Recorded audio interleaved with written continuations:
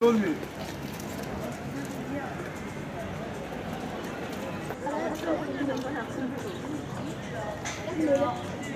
Böyle.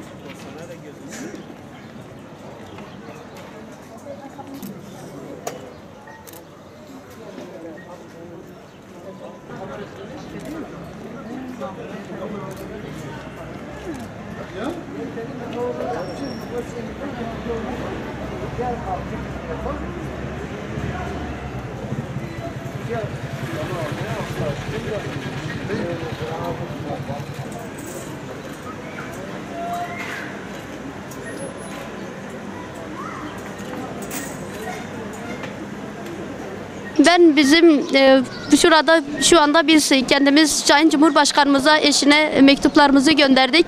Burada kendi mağduriyetlerimizi dile getirmek istiyoruz. Bizler 1990 yılından beridir mağdur mahkum aileleriyiz.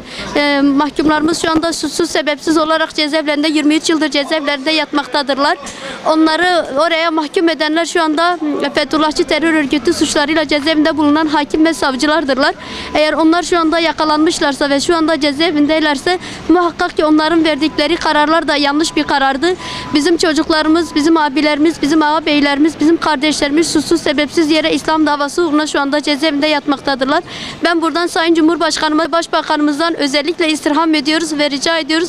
Bizim mahkumlarımızın tekrardan yeniden yargılanmalarını, suçsuz sebepsiz olarak cezaevinde bulunduklarının ve bu mağduriyetlerin de giderilmesini Sayın Cumhurbaşkanımızdan rica ediyoruz.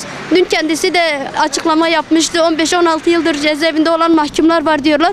Lütfen Sayın Cumhurbaşkanımız, sizden rica ediyoruz, bizleri de görün. Bizim dosyalarımızı da bir inceleyin. Ne kadar suçsuz ve masum yere yattıklarını göreceksiniz.